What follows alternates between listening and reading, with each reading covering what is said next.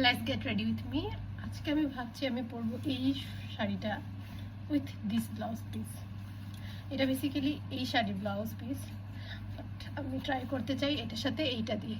তো চলো দেখা যাক কেমন আসে আউটফিট। তোমরা অনেকে আমাকে জিজ্ঞাসা করেছো আমি যে এইভাবে get ready with me reel shoot করি আমার কতটুকু টাইম লাগে আর আমি কিভাবে শ্যুট করি। ট্রাস্ট মি, কিছুদিন আগে আমিও করতে পারতাম না। তোমরা যদি আমাকে বেশ কিছুদিন থেকে দেখে থাকো বা আমার ভিডিওস দেখে থাকো তাহলে তোমরা অবশ্যই জানবে যে আমি প্রায় সময় বলতাম যারা এই get ready with me reel shoot করে তারা কিভাবে করে আমি জানি না। আমার কাছে ভীষণ ভালো লাগতো বাট আমি করতে পারতাম না, তাই নিজেকে একটু কমফর্ট জোন থেকে বার করে চেষ্টা করি, কারণ আমার ভালো লাগে। আর এই যে তোমরা গেট রেডি উইথ মির ভিডিওটা দেখছো এটা কিন্তু মোটেও 2x স্পিডে না, আমার হাতটাই 2x স্পিডে কাজ করছে। আমি এত স্পিডে এত তাড়াহুড়োতে ছিলাম, হয়তো কয়েক মাস আগের আমি যদি হতাম তাহলে আমি ওই জায়গায় সারেন্ডার করে দিতাম যে আমি আর পারবো না করতে, কিন্তু এই জায়গায় আমি এটা শুট করেছি। এইটাই নিজের কাছে আমার অনেক বেশি খুশি লেগেছে। আর পিছনে ব্যাকগ্রাউন্ডে তোমরা শুনতে পাবে এনভেলপ চয়েস করা নিয়ে। আমরা ওই দিন গিয়েছিলাম একটা আশীর্বাদ সেরিমনিতে, যেখানে অনেকক্ষণ টাইম লাগিয়ে আমরা এনভেলপ চুজ করেছিলাম। বাট ওই দিন আমি আর ওর দুটো আলাদা আলাদা পছন্দ হয়ে গিয়েছিল, বাট মার আমার যেটা পছন্দ সেটাই হয়েছিল।